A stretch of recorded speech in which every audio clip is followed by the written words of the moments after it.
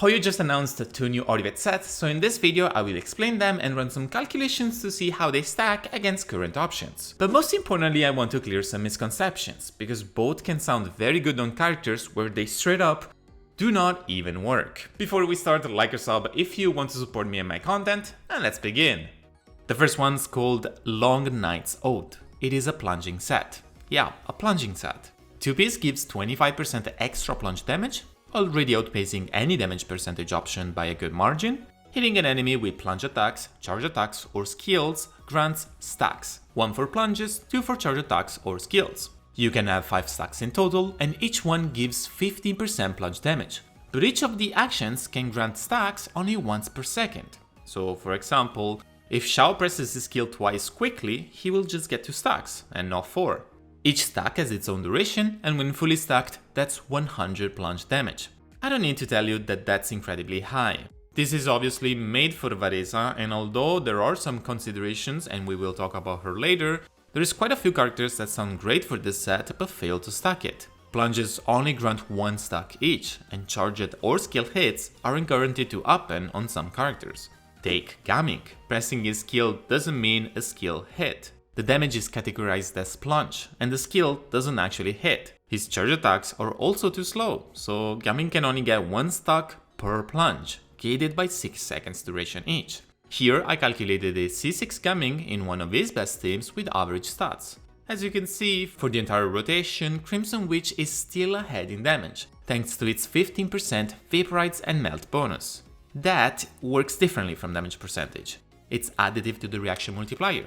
Basically, what you need to know is that it is better than the usual damage percentage, which we also already have tons of.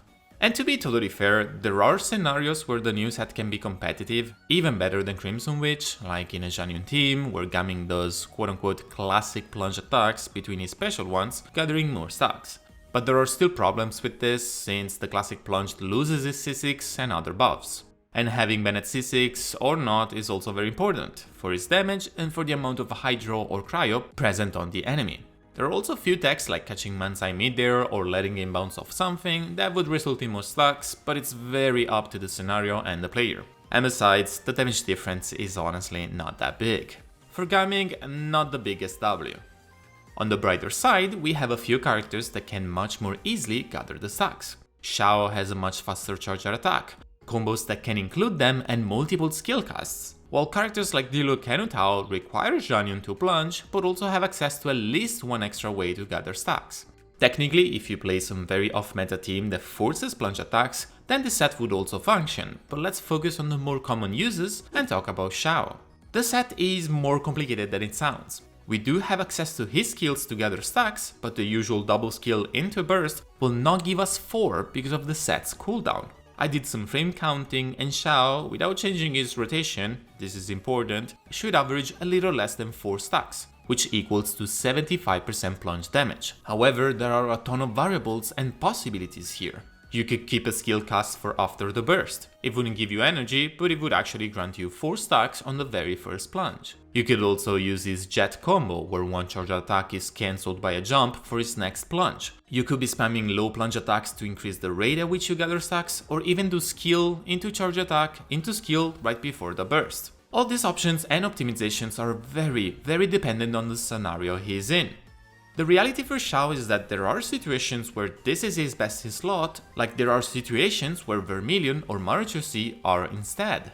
Remove Furina and damage percentage becomes a priority. Remove Xiao and have tons of crit value, and now Vermilion performs better than anything else because you lack attack. His weapon also drastically changes the outcome of all 3 sets. There is no real way to tell you which one you should use without literally listing every team and build available.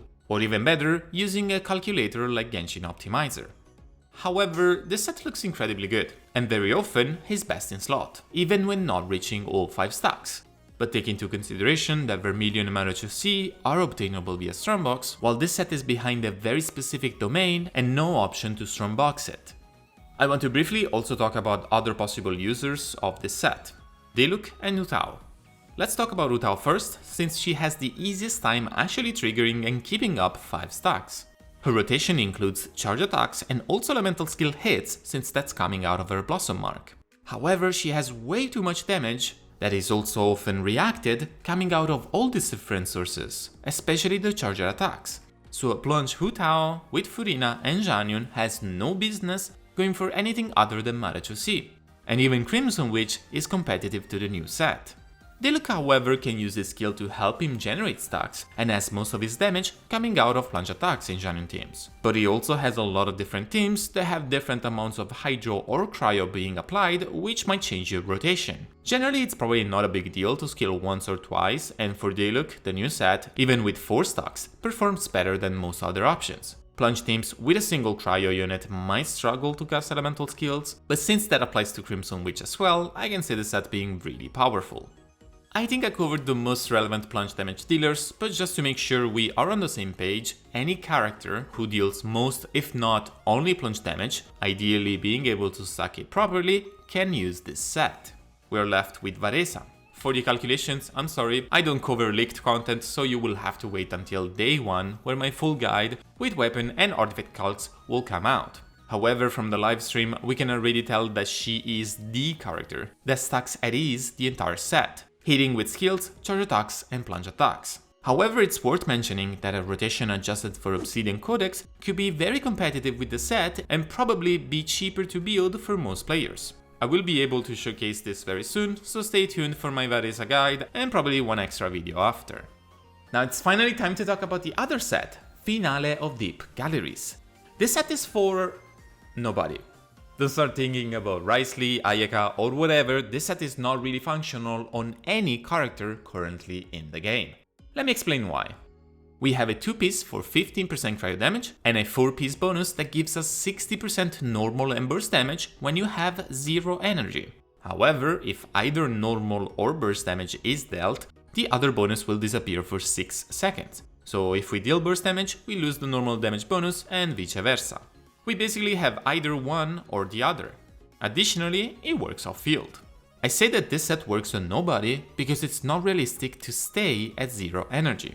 Even if your rotation starts with a burst cast, energy particles can be obtained in a multitude of ways. Via off-field talents, simply by attacking, and also when enemies reach certain HP thresholds. And this is unpredictable and not worth playing around, generally. Moreover, since this is burst or normal damage, it is not snapshotable. You can't use an Ayaka or Shanlin burst and have the buff be there for the entire duration. I have to say that this set is technically usable on Mavicam as a character with no energy at all. However, realistically, we have to wait for a real user. Given the cryo damage and clear aesthetic resemblance with Skirk, it's probably her set, releasing a little earlier. It also implies mechanics in which she could have 2 stances, one for burst damage and one for normal damage, and that reminds me of her pupil, Tartaya, also having 2 different stances. I guess we will know eventually, but now it's time for you to press that like or sub button and stay tuned for quite a number of new videos coming out. Thank you so much for watching, and I'll see you soon.